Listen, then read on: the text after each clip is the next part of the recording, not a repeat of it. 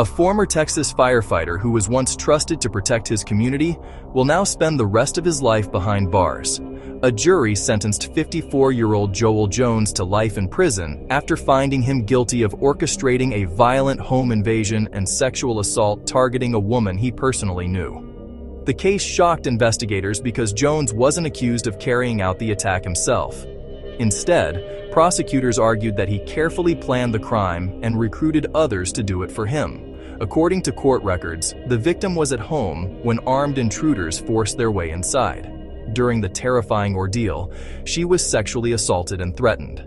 Investigators later uncovered evidence linking the attack back to Joel Jones, who at the time served as a deputy fire chief in North Texas.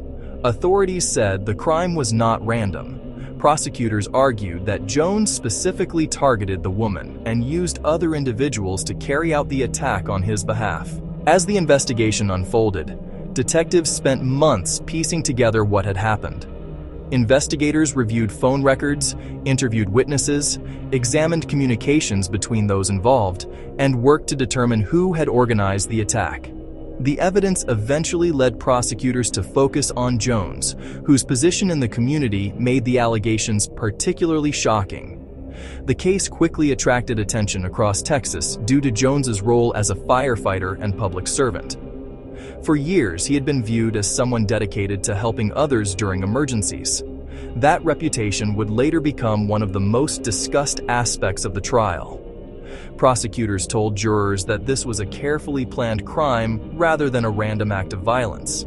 They argued that Jones used his knowledge, influence, and connections to arrange the attack while attempting to distance himself from the actual events.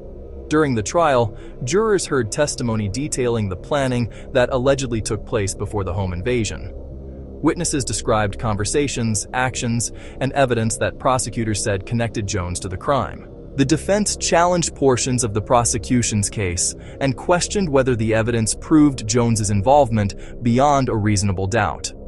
However, prosecutors maintained that the totality of the evidence painted a clear picture of what had occurred. As the proceedings continued, jurors listened to days of testimony and reviewed evidence presented by both sides. The trial focused not only on the attack itself, but also on the planning that prosecutors claimed happened beforehand. After reviewing the evidence, the jury found him guilty. The punishment phase moved quickly. According to reports, jurors deliberated for only about 20 minutes before deciding that Jones should receive a life sentence.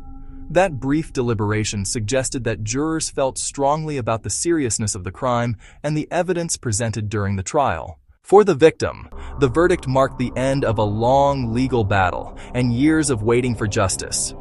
Cases involving violent crimes can often take years to move through the court system, making the final verdict an emotional moment for everyone involved. The case serves as a reminder that some of the most shocking crimes are committed not by strangers, but by people who appear trustworthy on the surface. A man once entrusted with protecting the public ultimately became the focus of one of the most disturbing criminal cases in the region. Joel Jones will now spend the rest of his life in prison for a crime that devastated a victim and stunned an entire community. What do you think about the jury's decision? Let us know in the comments and subscribe for more true crime stories.